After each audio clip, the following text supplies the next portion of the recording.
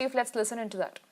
Facilities within Department of Space premises as per the need and feasibility. Private companies can directly apply to IN-SPACe. IN-SPACe will independently evaluate and process the application. Once IN-SPACe gives its decision, it will be binding on all stakeholders, either private people or the ISRO. The IN-SPACe mechanism may take about 3 to 6 months to become operational. However, private companies need not wait for the system to be formalized. They can start applying through Department of Space in the interim. We will process the requirements and do the needful even now itself. In fact, already private companies approached us for the use of ISRO's facilities, and we are processing the request very fast track mode. There is also requirement for the policies. Definitely, to make this system to functional effectively, definitely we need policies to be built, and we need a new navigation policy. At the same time, we are having SATCOM policy, remote sensing policy existing, but they need suitable modifications on that SATCOM policy and remote sensing policy for the purpose of IN-SPACe to perform its duty in an effective manner. The new mechanism will provide a fair and equitable space for private enterprises. This is all the first reform. There is a major reform.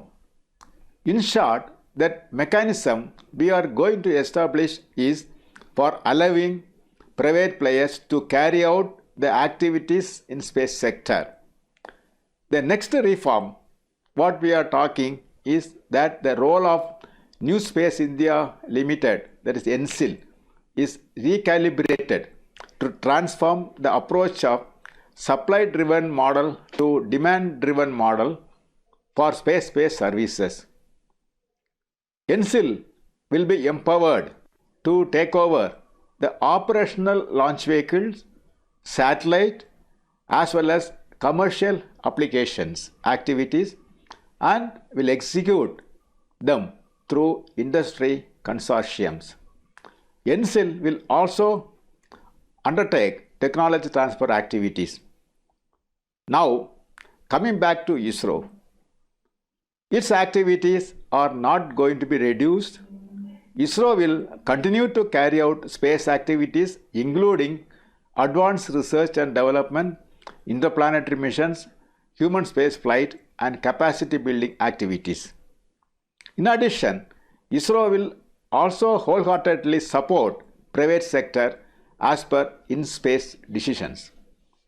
To discuss and explain these aspects about the reforms, functions, and strategies, we are planning to conduct an industry promotion meet within a fortnight, wherein we will share more details about the mechanism and the application requirements. With this, I believe very strongly that India will transit into a new space era, wherein many startups and Indian industries are expected to play a significant role. We are very excited with the prospects of these reforms will bring, and are confident that our innovative youth will come forward to avail all the opportunities arising from these reforms. Several startups have already come forward, and we are assured that India will emerge as a major hub for global space economy. I invite wholeheartedly the private players to come forward and carry out the space activities and make India a global technology powerhouse. I wish all the prospective private players, startups, and academicians the very best in their space journey. Thank you. Jai Hind.